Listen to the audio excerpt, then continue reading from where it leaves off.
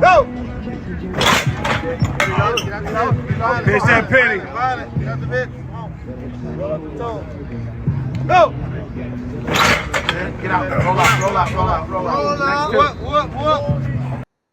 And you see it right there. The man putting in the work. Definitely don't want to see him in pads doing that.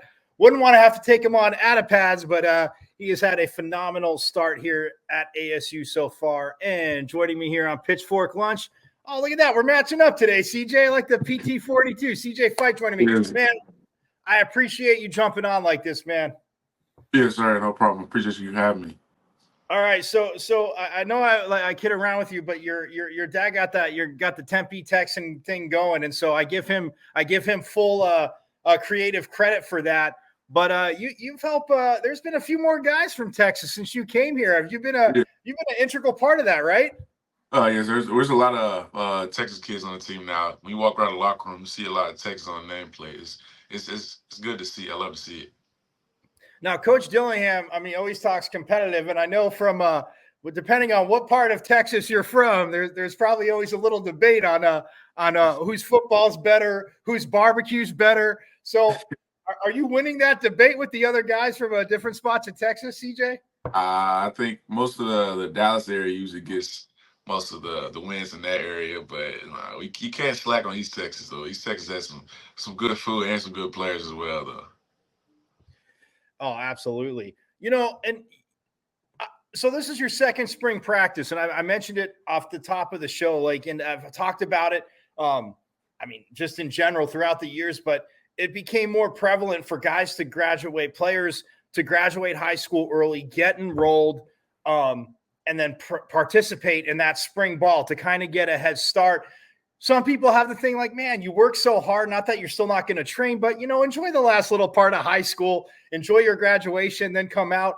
But how big was that for you just to get on campus? And yeah, the football side, I understand, but just getting used to going to class, learning the campus, learning Tempe. How big was that for you to get out early and be in spring ball last year? It was a huge head start. I'm glad I didn't have to worry about my first time being in college, my first time figuring everything out in the fall when the season started. So to be able to get a head start on the freshmen coming in and get a head start on school in general in the spring, it really helped me go into my fall just so I was able to focus more on the season and not as much as trying to figure out how to deal with college. Right. Which, and when you think about it, like I said, I see both sides when people are like, man, you work so hard, keep training, but enjoy high school. But to get, like you said, the first time, you don't want to have a deer in headlights look, but I just remember my first time walking on campus at ASU when classes started, I was like, holy wow. It's crazy. And you get the workload and everything. A lot of people on campus. So it's way different from my high school. I had I think 100 something people in my graduating class.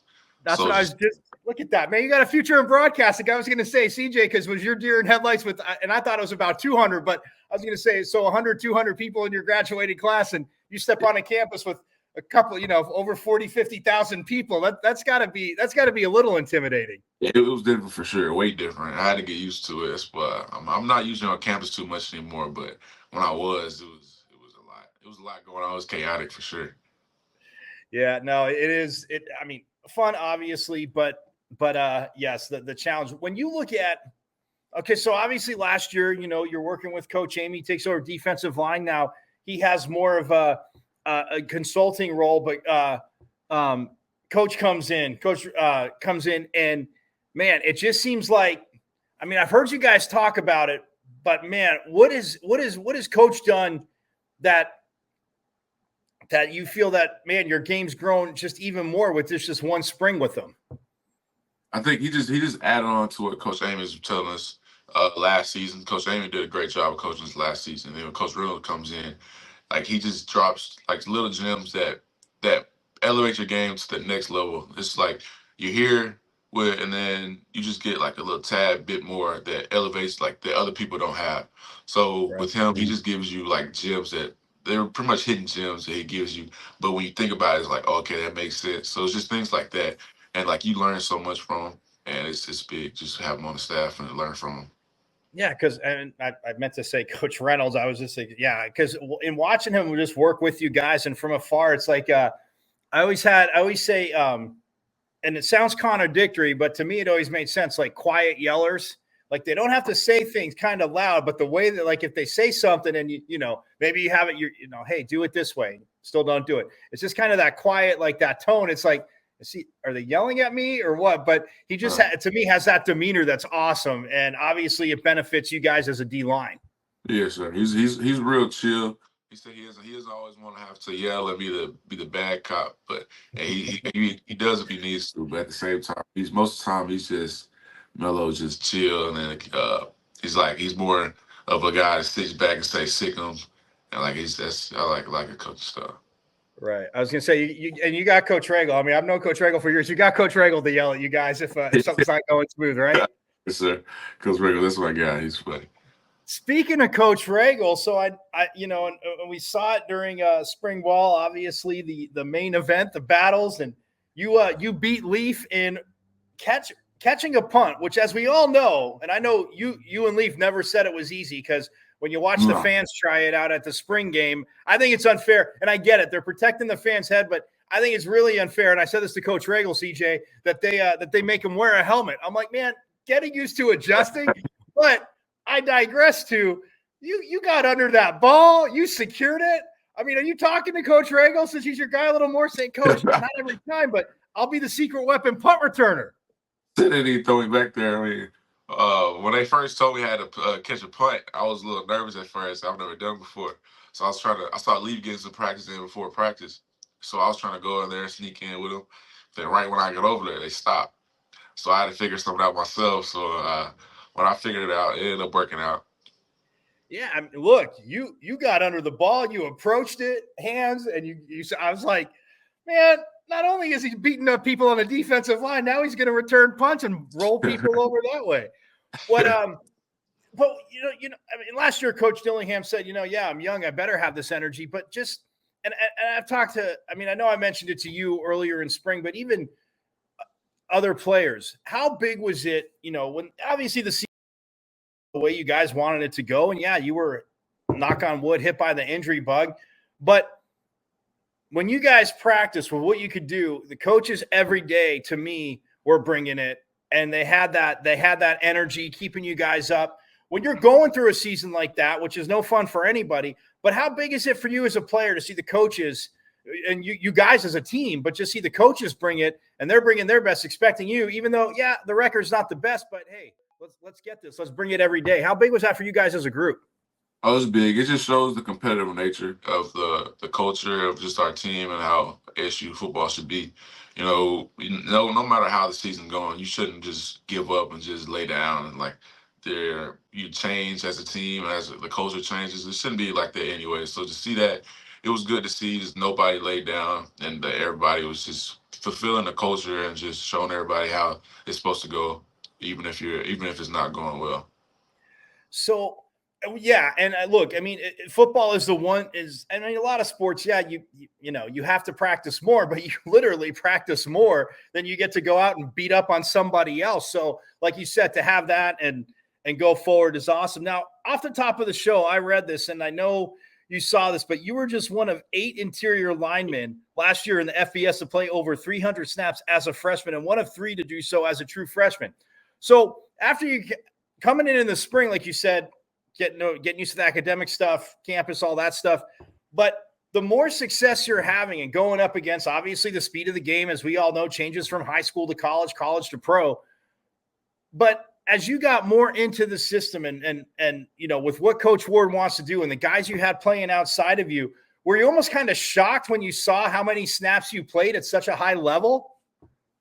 At first, yes, but then at the same time, like, I'm in the moment, so you can't just sit and think about it. You just have to go with it and keep improving. So at first, it was a shock. It was surreal. It didn't feel real at first. It's just because I wasn't expecting to come in and do too much. I was just expecting in the spring to learn from the vets and just continue to grow as a football player, and to be able to get as much burn as I did. It was a blessing for sure. All right. So I know I've talked to Clayton Smith and other teammates. So has he got you interested in snakes? And would you go like hunting for snakes with Clayton? Not at all. Not at all. He can have that. Yeah, I'm not messing with snakes. I don't mess with snakes at all. Never have, never will.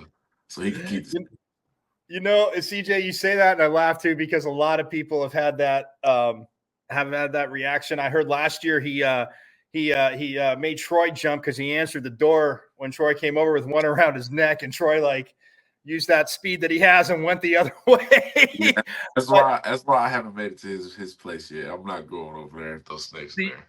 see, you heard the stories, and you're like, yeah, man, you and I are cool. You can come over and hang with me. Don't Yeah. bring a snake, and we're all good to go, right? Some of my I had two of my roommates that went over there one time. They had sent some videos. So that was my first time actually seeing the snakes in the house. I didn't know he had them in the house, but I was like, yeah. No.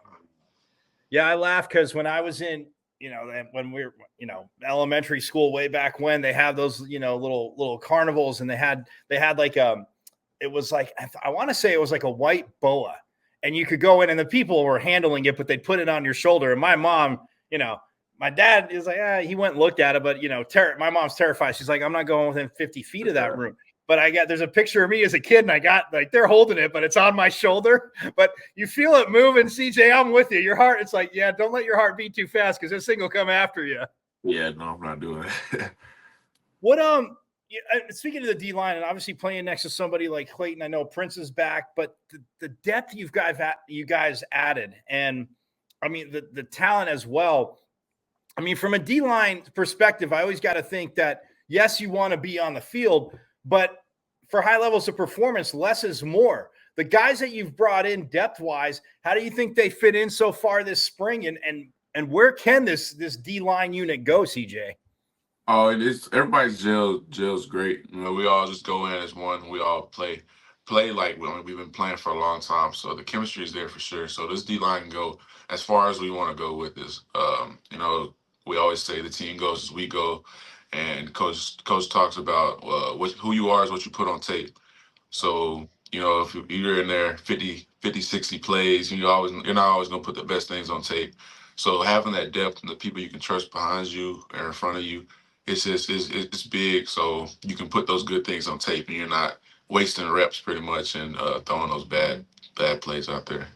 Right. And I know Coach Ward, and you've heard it probably, a million more times than I have, but as though it was last year, always saying, do your 111th. And Yes, I sir. say that to you because the secondary, I mean, getting a guy like Xavier Alford, who practiced all last year and unfortunately couldn't play back, but the depth, and you have a guy like Shamari, and, Montana's back from injury, and Keith Abney, and the guys you've added. But with what the secondary can do, how exciting is that for you guys as a D line? I mean, yeah, I know Coach always says, yeah, you don't want to leave them, having to cover guys for too long. But with as good as they've been, how exciting is that for you guys as a defensive line? Oh, it's big just because you have a good D line, good secondary, and we have good linebackers as well. So it's just all around like just solid defense. So we're gonna get sacks just from rushing and passing. We're also gonna get coverage sacks just from our secondary and our linebackers being able to cover. So it's big. It's more sacks and more yards backwards. So more plays to be made for offense, more plays to be made for defense. Yeah, I was gonna say you say sacks, and we definitely know you can get in that backfield. Now I got to ask you this one too, kind of a little bit lighter one. You got a pretty big fan club because there are some days you were doing interviews after spring. And speaking of Leaf, I mean, he's leading the CJ Fite fan club from far away, saying how much you're the best and they love you. I mean, that's got to be pretty good to have a fan club like that in the locker room. Yeah, I think Leaf leads every fan club. Leaf's funny. He just walks around the fan club of everybody pretty much. That's all. Yeah, no, that's awesome. What Oh no, go ahead. Oh, and I was just going to say, when Jester that posted his post on Instagram not too long ago, I think it was yesterday. Lee was in the comments. He had tagged me in it, talking about doing a meet and greet for him. He's hilarious. And I think as a center, and to play O and D line, because I used to actually years back kid around with Coach Regal when he was coaching at Chaparral here. Like, the higher levels you go, I always say you got to have, you have to be smart, but you got to have a few screws loose to want to, literally just like punch into a guy, collide with a big human being every time to try and get the best of them. I always cracked up when people would say, "Oh, the skill positions like backs and receivers." I go, "You don't think it's a skill to get beat on all game and win that battle?" I go, "I'm not. I was never big enough, CJ. I didn't have the frame, and I played outside. But I mean, I lined up at D end a few times. I thought it was pretty cool until I got just chucked about 15 yards by some tackle." Yeah, it's no fun. But when you look at obviously going up like to Camp T last year, obviously that was your first experience, and when Coach talks about team bonding, obviously you're filling some stuff, but no cell phones, getting to know the team. What was that experience like for you? I actually enjoyed Camp T. Going into it, I was kind of iffy, like I don't know how this is going to be, but going Camp T was fun for sure. It felt for a little bit, it kind of felt like back home just for all the trees. So there's a whole bunch. There's like woods, so it's like I was back hunting with my dad. So it was fun for sure, and then the weather was great coming from the heat of Arizona in the summer and going down there. It was about 60, 70. It felt great. Then it was football. It felt great. Just playing a lot of football, playing, and then you do things like most time during the fall camp.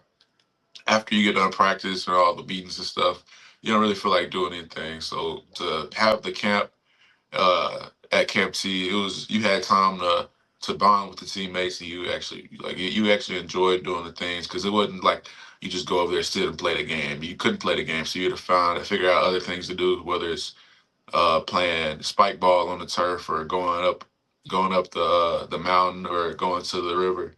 It was just a whole bunch of things you could do to bond with the team, and for sure.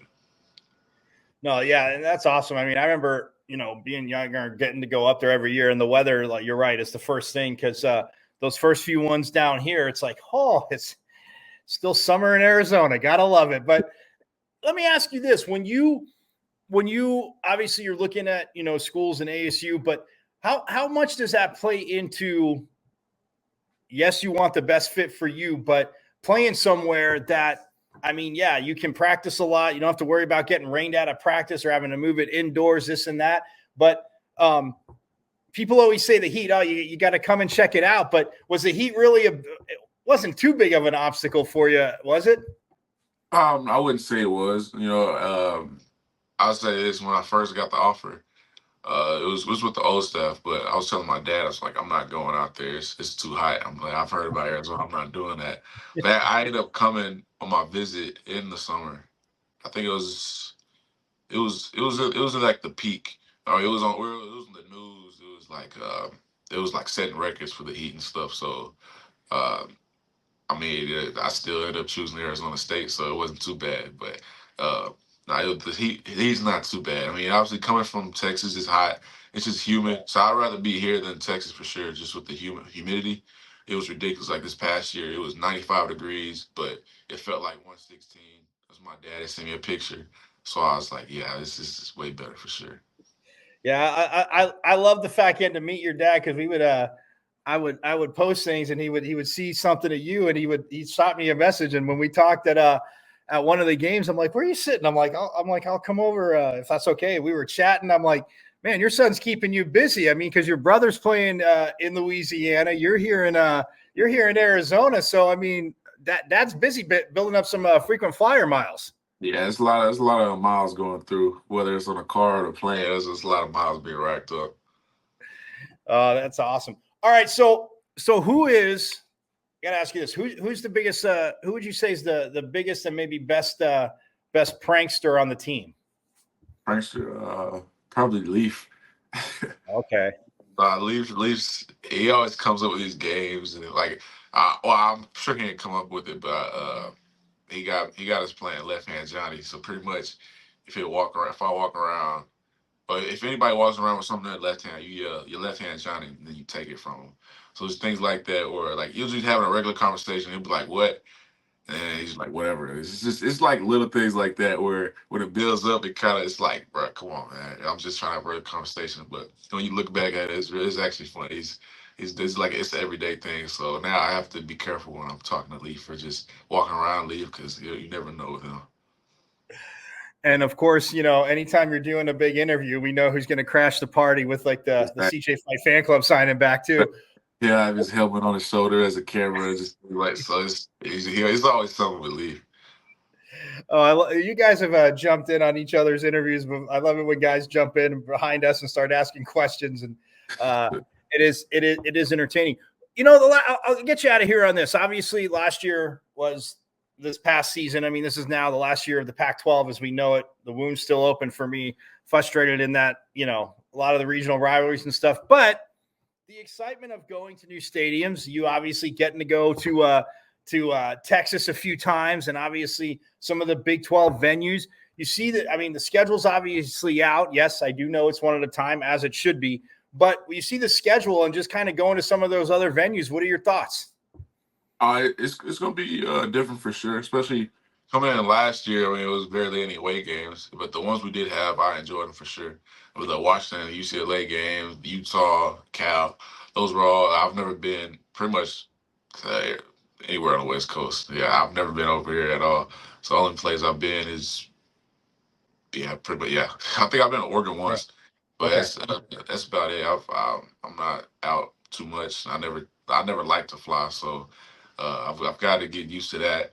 I'm not a big flyer. I still been able to fly. That's gonna be different, and but it's gonna be big for sure. I've always wanted to like be in like South football, you know, like just being up with those people behind you yelling at you. You know, some people might throw stuff at you, just things like that. I've always loved like being in a hostile environment playing.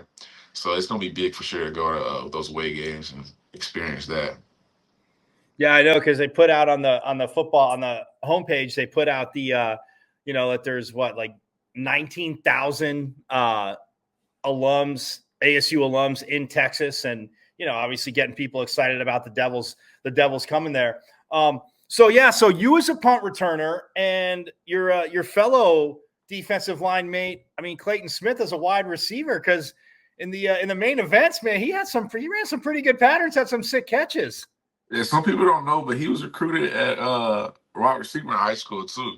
If you look at his highlight tape, I think like the first 2-3 plays is him at receiver just to go out and catch a touchdown. So he was highly recruited at receiver too.